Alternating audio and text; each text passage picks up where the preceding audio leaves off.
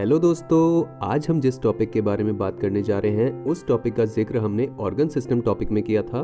Simplified diagram इस organ system का होता है ये, और ब्रॉड लेवल पे इसका फंक्शन देखें तो वो होता है to receive information from the environment through the sense organs, analyse that information, take decision based on that information and then send the response to the muscles to act.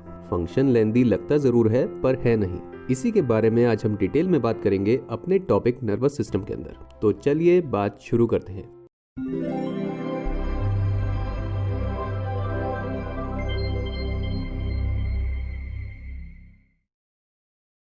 Nervous system की बात directly इसके parts से ना शुरू होते हुए शुरू होती है कुछ अलग तरीके से। इसको बांटा जाता है दो हिस्सों में, जिसमें पहले हिस्से में आते हैं वो सारे पार्ट्स जो बॉडी की बाउंड्री पे लाई करते हैं।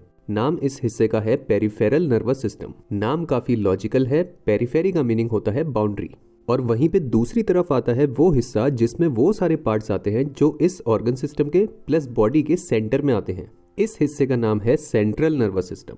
नेमिंग जैसा कि देख सकते हो दोनों ही पार्ट्स की बहुत बढ़िया है, नाम से ही डिटेल याद रहती हैं। अब इन दोनों ही हिस्सों में स्टोरी शुरू होती है पेरिफेरल नर्वस सिस्टम से, जिसमें बॉडी की बाउंड्री पे आते सबसे पहले पार्ट्स हैं वो जो एक ग्रुप ऑफ सेल्स के फॉर्म में एग्जिस्ट करते हैं, और एग्जिस्ट ये करते हैं हमारे अलग अलग तरह के सेंस ऑर्गन्स पे। आंख, कान, नाक, जीभ, स्किन, इन सब पर ही लोकेटेड होते हैं, और लोकेटेड ये होते हैं इनके एंड्स पे।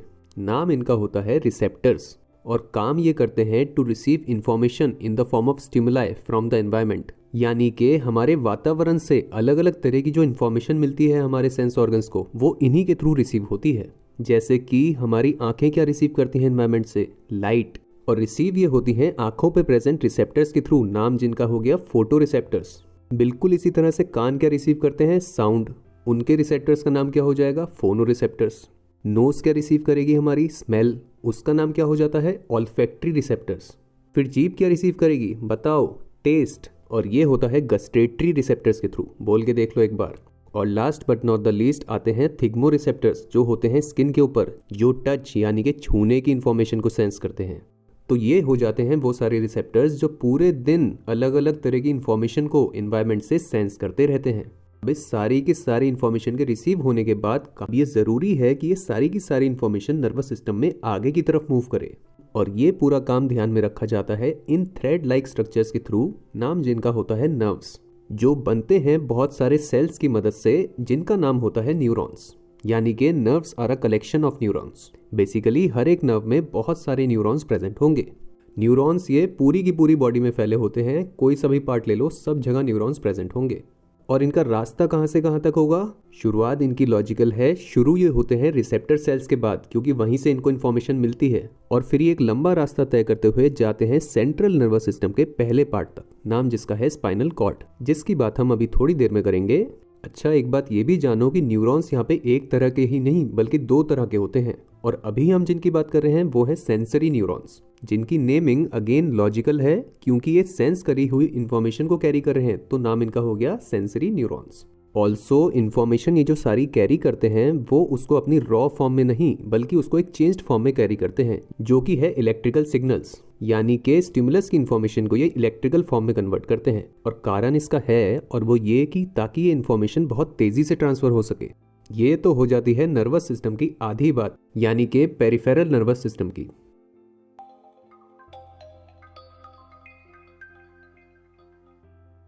अब आगे की कहानी में जो सारे पार्ट्स आएंगे वो सेंट्रल नर्वस सिस्टम के होंगे। अब ये जो सारी इंफॉर्मेशन सेंसरी न्यूरॉन्स के थ्रू ट्रेवल हो रही थी, ये आती है इस ट्यूब लाइक स्ट्रक्चर पे, जिसको हम एक पाथवे या फिर रिले सिस्टम भी कह सकते हैं। और अगर रियल लाइफ से इसको रिलेट करें तो आप इसको हाईवे से रिलेट कर सकते हो, जो कि अलग अलग पॉइंट्स पे छोटी छोटी रोड्स में तो कटता है, बट अपने आप में वो उन छोटी रोड से बड़ा होता है। कहते हैं इस पार्ट को है स्पाइनल कॉर्ड, और फंक्शन इसका भी ट्रांसमिशन का ही होता है, जिसमें पहले तो ये सारे के सारे जो सेंसरी न्यूरॉन्स हैं अलग अलग तरह के, उनसे सारी इन्फॉर्मेशन रिसीव करता है, और फिर उस सारी इन्फॉर्मेशन को एक प्रॉपर तरीके से पास कर देता है नर्वस सिस्टम में आते नेक्स्ट पार्ट तक। अच्छा, अगर हम अभी तक जो हुआ है उसको ऑब्जर्व करें तो हम ये देख सकते हैं कि बहुत सारा काम ऐसा हुआ नर्वस सिस्टम में जिसमें ट्रांसमिशन का काम हुआ है, चाहे वो नर्व्स में आते सेंसरी न्यूरॉन्स हो या फिर ये स्पाइनल कॉर्ड हो। तो काम भले ही ये बेसिक लगता है बट ये नेसेसरी भी है, इसके बिना काम नहीं चल सकता। अब हम उस पॉइंट पे आ गए हैं जब हम नर्वस सिस्टम के सबसे इंपॉर्टेंट पार्ट, सबसे सेंट्रल ऑर्गन पे आ जाते हैं। पार्ट ये आप मोस्ट प्रोबेबली पहचानते होंगे, नाम इसका है ब्रेन। जैसे हर एक ऑर्गन सिस्टम में कोई ना कोई ऑर्गन सबसे मेन होता है, वैसे ही सबसे मेन ऑर्गन इस सिस्टम में यही है। ये एक ऐसा पार्ट है जिसके ऊपर बहुत सारी स्टडीज भी करी जाती हैं, और इस बात को आप इस स्टैटिस्टिक से भी समझ सकते हो कि कोई भी इंसान जो उसके ब्रेन की पूरी कैपेसिटी है उसका सिर्फ 3 से 6% ही इस्तेमाल कर पाता है। इतने कमाल की बात है ये इतना इंपॉर्टेंट है कि इसके बारे में आगे चल के एक सेपरेट टॉपिक में अलग से पूरी बात होती है, लेकिन अभी के लिए इसका ब्रॉड लेवल पे फंक्शन देखें तो वो 3 हिस्सों में होता है। सबसे पहले तो जो इसको सारी इन्फॉर्मेशन मिलती है ये उसको एनालाइज करता है, और एनालिसिस ये सिर्फ करंट इन्फॉर्मेशन के बेस पे नहीं बल्कि जितनी भी इन्फॉर्मेशन उससे पहले ब्रेन को पता है उसके बेसिस पे भी होता है, जिसमें पूरी इन्फॉर्मेशन को समझने के बाद ही ब्रेन अपने काम का दूसरा हिस्सा करता है, which is to take decision based on the analysis done. यानी कि जितना भी एनालिसिस ब्रेन ने किया है उसके बेस पे वो कुछ डिसीजन लेता है, और फिर इस डिसीजन को लेने के बाद आता है ब्रेन के काम का तीसरा और आखिरी हिस्सा, which is to send response to respective muscles through the spinal cord via motor neurons. अब यहाँ पे इसको हम एक सिंपल से एग्जाम्पल से समझें तो मान लो जैसे आपके सामने खाने की कोई ऐसी चीज़ आई जिसको आप पहले से पहचानते हो, तो अब आपका mind based on the fact कि आपको वो चीज़ पसंद है या फिर पसंद नहीं है डिसाइड करता है कि उसको उठाना है या फिर नहीं उठाना है। तो अगर नहीं उठाना है तो आपके हाथ उसकी तरफ नहीं बढ़ेंगे, और अगर उसको उठाना है तो आपके हाथ उसकी तरफ बढ़ेंगे। तो ये जो पूरी एक्ट है आपके हाथ का उस चीज़ की तरफ बढ़ना या फिर ना बढ़ना, ये आपके हाथों को तो पता नहीं है क्योंकि उनका तो अपना कोई ब्रेन नहीं होता। ये इन्फॉर्मेशन हाथों के पास जाती है ब्रेन के थ्रू, जो पहुंचती है उनके पास एक दूसरे न्यूरॉन्स के थ्रू, नाम जिनका होता है मोटर न्यूरॉन्स।